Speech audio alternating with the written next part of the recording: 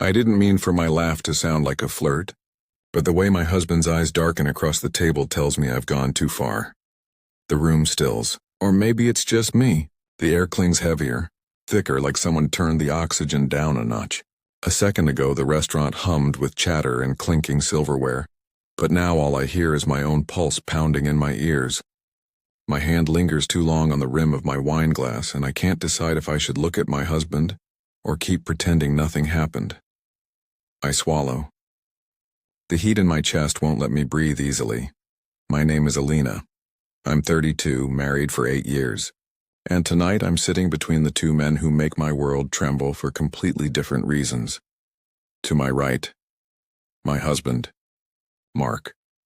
Tall, composed, broad-shouldered, with a presence that can silence a room even when he isn't trying. He doesn't talk much in groups, but when he does, people lean closer, eager to catch his words. To my left, Ryan, my coworker. My mistake, my temptation. He's younger, mischievous, the kind of man who lives in smirks and teasing remarks, the kind who can turn anything into a game. And tonight, over shared laughter and too much red wine, I made the fatal error of letting my guard down. It happened so fast. Ryan had leaned in, told some ridiculous story about our office printer breaking down again, and I laughed. Too loud, too warm. And then, without thinking, I teased him back. Something about his sleeves being too tight because he wanted everyone to notice his arms. The table laughed. Ryan grinned, and Mark's stare was a storm. I feel it now, pressing against my cheek, though he says nothing. He doesn't need to. His silence is sharper than any words. The restaurant's candles flicker, shadows stretching across white linen across our faces. Ryan's hand brushes the stem of his glass, and I catch the faint scent of his cologne. Clean, woodsy, dangerous. My body stiffens. Mark finally speaks. His voice is low, calm, but edged with something that makes my stomach drop. Funny, isn't it, how quickly coworkers get comfortable? Ryan's grin falters just for a heartbeat before he recovers with another light joke. But I hear it, the shift, the warning. And worse, I feel it. The tremor in my own body caught between two men who don't play by the same rules. I glance at Mark. His jaw flexes, his fingers curling loosely around his fork. My pulse skips. He's jealous. It shouldn't thrill me. It should terrify me, and yet my skin prickles with heat. Ryan, oblivious or maybe reckless, leans back in his chair. What can I say? Alina makes the office a lot less boring. His eyes meet mine for a beat too long. There it is again, the teasing spark, the dare. Mark's gaze follows that glance. The air becomes unbearable. I press my palm against my thigh under the table, grounding myself. Ryan, you exaggerate, I murmur, trying to pull the attention back. But the damage is done. Something in Mark snaps, not outwardly, not visibly, but in the way he suddenly leans closer to me. His arm settling behind my chair, claiming, warning, reminding. His voice is softer now, so soft only I can hear. Careful, love. The word twists through me. Careful. My throat tightens. My breath hitches. I nod faintly, my fingers gripping my napkin, but my heart races faster. The dinner goes on. Plates arrive. Conversations swirl. But I can't taste a thing, can't hear a word. All I feel is the heat of Mark's presence beside me, the electricity of Ryan's occasional glance, and the gnawing fear that tonight something has shifted. By the time dessert is served, Mark hasn't touched his glass of wine. His silence is deliberate now, and I know it. Ryan grows quieter too, sensing the weight in the air. And me? I sit in the middle of it, pretending I can breathe, when really, I'm suffocating on the tension I created. The night ends. Chairs scrape back. Goodbyes are exchanged. Outside, the evening air is cool against my overheated skin. Ryan lingers, his eyes searching mine as if asking a question he doesn't dare speak. Mark takes my hand firmly, possessively. His grip is steady, his silence deafening. He doesn't look at Ryan once. He doesn't have to. And as we walk away, his fingers tightening around mine, I know something is coming. Something that will change everything. The ride home is silent. Mark's hand never leaves the steering wheel, not once reaching for mine, not brushing against me the way he sometimes does on late drives when the world feels softer. His jaw is rigid, shadowed by the blur of streetlights passing through the windshield. I stare out the window, but my reflection betrays me. Cheeks flushed, lips parted, eyes restless. I can't hide from myself, and certainly not from him. When we finally pull into the driveway, the air between us feels heavier than the night sky itself. He kills the engine. Silence thickens. For a moment, I think he won't say a word. But then, Alina. Just my name. Firm. Low. Dangerous. I turn slowly, my breath caught in my throat. His eyes are dark, unreadable. What was that tonight? His voice is calm, but each syllable is sharp enough to cut. My mouth opens, then closes. I don't know whether to defend myself, to confess, to laugh it off. Nothing feels safe. It was nothing, I whisper, just harmless teasing. Mark's gaze pins me in place. Harmless? His hand finally leaves the wheel, but only to rest on his thigh. Fingers tapping once, twice. A storm barely leashed. You think the way he looks at you is harmless? Heat rushes to my skin. I shake my head quickly. No, I mean yes, I noticed. But it's nothing. Nothing, he repeats. His tone so quiet it unsettles me more than shouting ever could. The silence that follows is unbearable. My heart is pounding so hard I can feel it in my wrists, my temples. I want him to let it go. I want him to fight me on it. I want God, I don't even know what I want. Finally he exhales a long breath and his hand grips the keys again. Inside, he says, his voice softer now, weighted with something else. We step into the house. The door shuts behind us with a sound too final, too intimate. The quiet of our living room wraps around me, pressing in, amplifying every detail. The faint hum of the refrigerator, the scent of his cologne clinging to the air. The muted glow of the lamp casting us both in gold and shadow. Mark takes off his jacket slowly, deliberately, and lays it over the arm of the couch. His movements are controlled, but there's tension in every line of his body. I can't stop watching. Say it, he murmurs suddenly, his back half turned. Say what? My voice is small. That you liked the way he looked at you. The words crash into me. My lips part, but sound fails. Mark. He turns then, eyes piercing into mine. You smiled like you wanted him to notice. I flinch, not because it's a lie, but because it's too close to the truth. My body betrays me. A sharp inhale, my arms wrapping around myself like I can hold everything in. His gaze softens just slightly, enough to unsteady me. He steps closer. The room feels smaller, the heat between us unbearable. Why? He asks, quieter now. Why give him that smile when you know it belongs to me? My throat tightens. My heart is a trapped bird, wings thrashing. I whisper, almost too faintly. Because you weren't looking at me. The words slip out before I can stop them. His eyes widen, just a flicker, before something darker replaces it, and suddenly he's close. Too close. The space between us collapses until I can feel the warmth of his breath against my skin. His hand doesn't touch me, not yet, but it hovers at my hip, a phantom, a threat. A promise. You have no idea, he says, his voice rougher now, how much I see you. My knees weaken. My breath catches. I want to reach for him, but fear and pride hold me frozen. Mark. My voice cracks around his name. He leans in so close that his lips almost brush mine, but don't. The tension coils, unbearable, magnetic. And then, he pulls back. Just slightly. Enough to make my whole body ache with the absence. The power shifts. He knows it. I know it. He studies me, every flicker of my expression, every tremor of breath. I can't hide. I am laid bare before him without a single touch. Finally, he steps away, his voice low, steady. Go upstairs, my heart slams. Confusion, longing, fear, all crashing together. Mark, go, he says again, softer this time, but unyielding. I move. My legs carry me up the stairs, though each step feels like walking through fire. Behind me, I hear nothing. No footsteps. No movement. Just silence. I reach the bedroom door, my hand trembling on the handle. And then, just as I push it open, I hear the faint creak of the floorboards behind me. He's coming. The floorboards creak again, slow measured steps. Each one echoing in the silence like a countdown. My fingers clutch the bedroom doorframe, my pulse hammering so loud I swear he must hear it. I don't turn, not yet. The air behind me shifts as Mark's presence fills the hallway. Heavy, unyielding, a shadow stretching over me. When I finally glance back, he's there. Broad shoulders darkened by the dim light, eyes locked on me with that storm I can't outrun.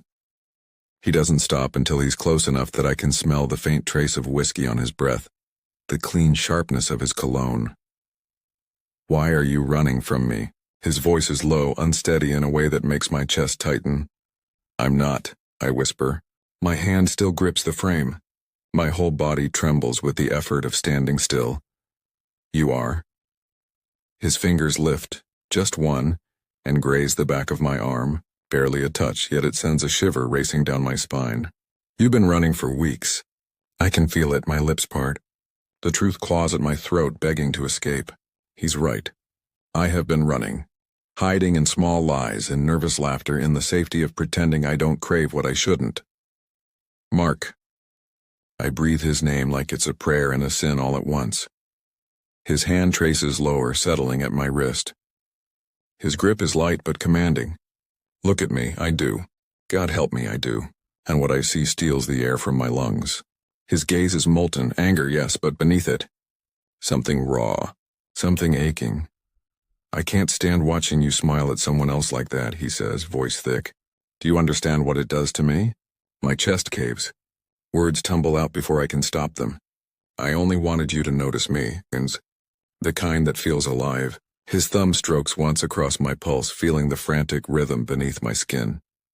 "I notice you every damn second," he murmurs, "even when you think I don't." A tremor racks through me. My back presses against the doorframe as if it's the only thing keeping me upright. "Then why don't you show it?" His breath catches, a pause, and then softer, broken. "Because if I start, I won't stop." The confession hangs between us, thick and dangerous. My heart aches at the weight of it. The longing, the restraint, I whisper. "Then don't stop."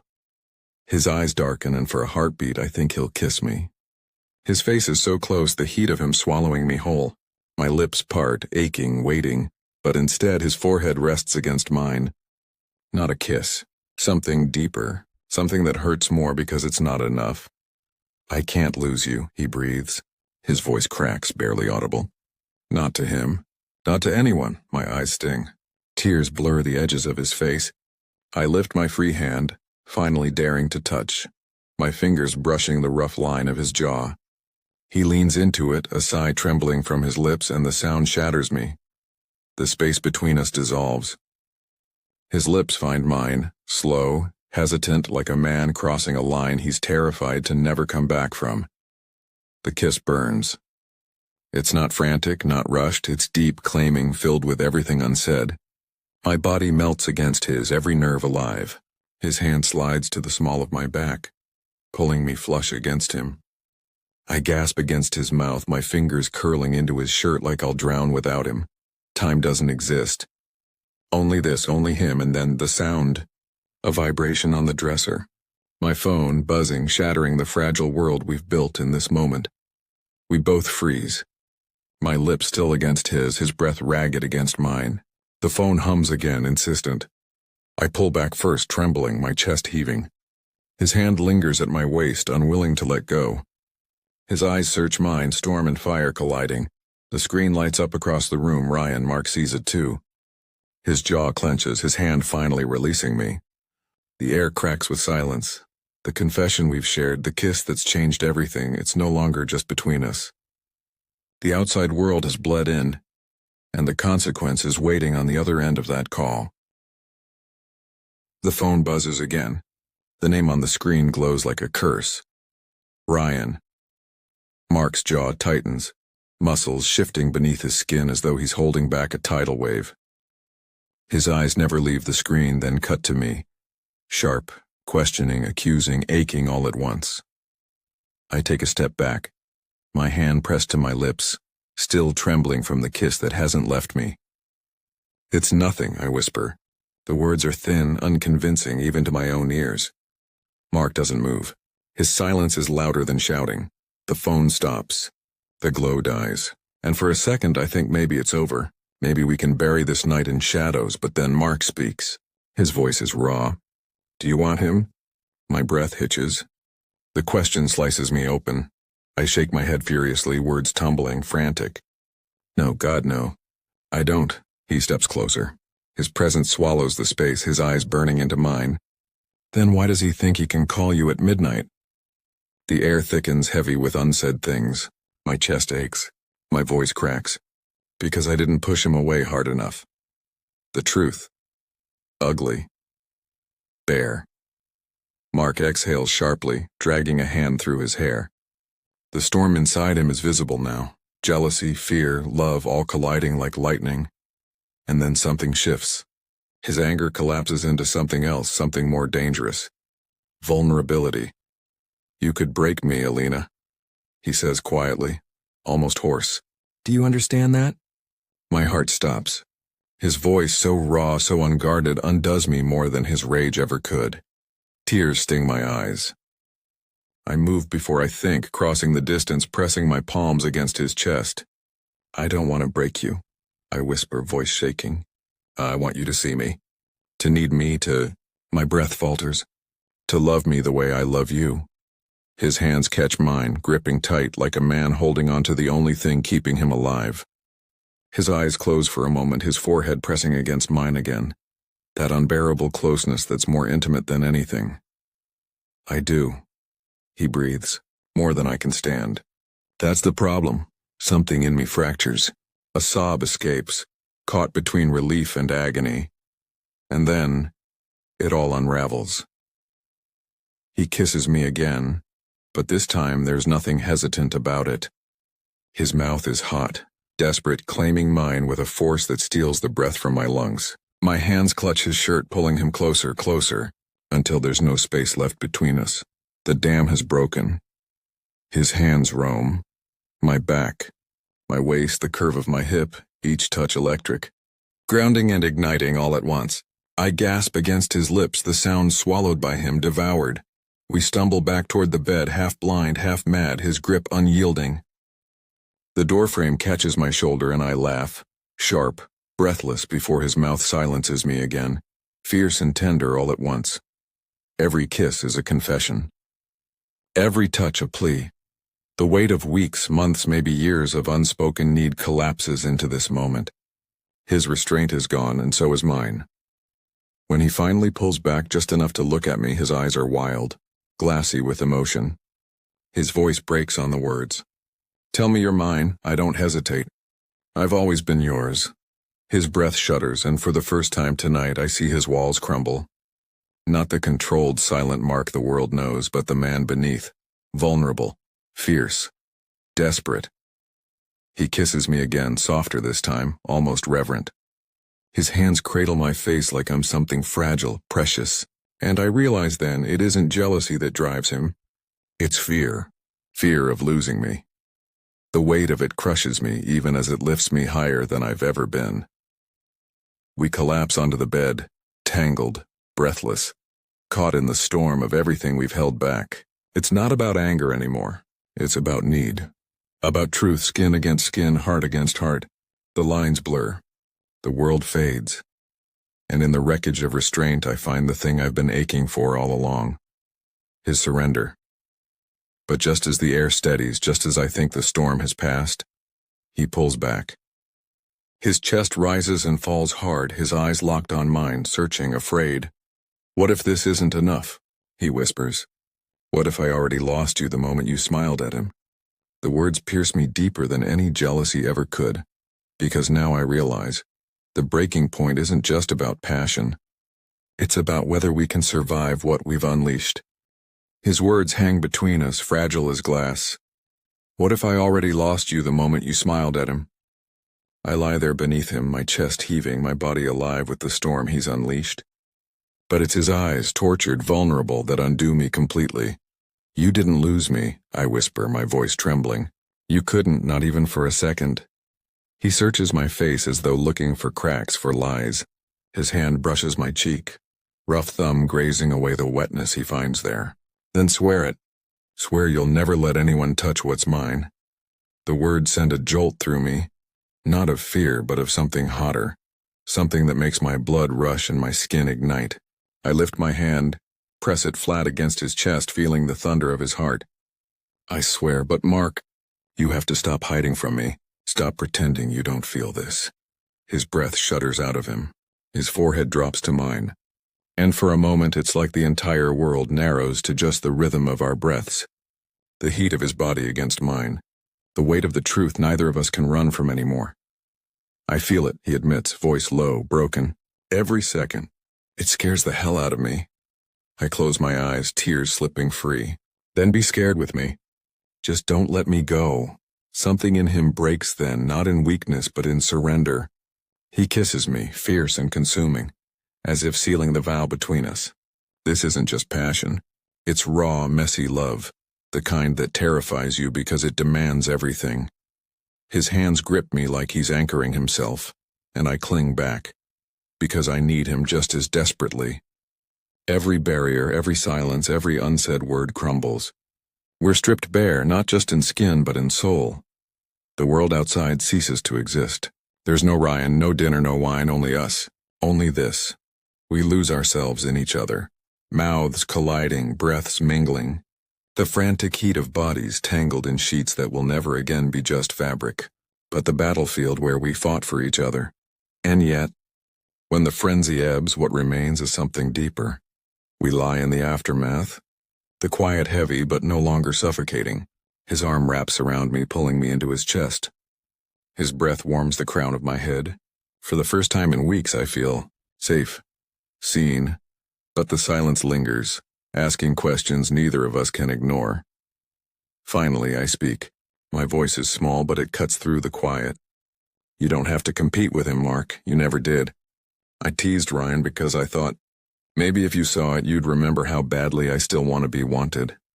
His chest tightens beneath my cheek. And you thought I'd forgotten? I swallow hard. Sometimes the confession hurts to say. It hurts more to mean it. He tips my chin up, forcing my eyes to meet his. There's no storm now, only fire, steady and unflinching. Alina, I've never stopped wanting you. I just forgot how to show it. Got lost in work, in routine, in thinking you already knew. My throat burns. My voice cracks. I need to hear it. I need to feel it. You will, he vows. His hand slides to the back of my neck, grounding me. Every damn day, if that's what it takes. I won't let you wonder again. The promise sinks into me, heavy and healing. I press my forehead to his, closing my eyes. Then we start over, tonight, right here. He kisses me softly, tenderly this time. A seal. A beginning. The phone buzzes again on the dresser, startling us both. Ryan's name flashes once more, desperate and insistent. Mark's eyes flick toward it, then back to me. His grip tightens around me. Do you want to answer it? I don't hesitate. I reach out, grab the phone, and press decline. Then, with shaking hands, I switch it off completely and drop it to the floor. My gaze finds Mark's. I already answered. The relief in his eyes is unmistakable. He pulls me against him, burying his face in my hair. His body trembles with the force of everything he's held back, and I hold him, anchoring him the way he's always anchored me. The night stretches on, long and quiet. Our breaths slow, our bodies still tangled, our hearts pounding in sync. For the first time in a long time, I don't feel like I'm waiting for something. I have it. I have him. When sleep finally comes, it's heavy, peaceful, like the weight of a storm passing. And in the morning, when the light spills through the curtains and I open my eyes, he's still there, watching me, his hand brushing softly through my hair. Good morning, love, he whispers, and I realize the real shock of the night wasn't Ryan's call. It wasn't Mark's jealousy. It was discovering that even after everything, even after the cracks and the fear, our love is still fierce enough to burn the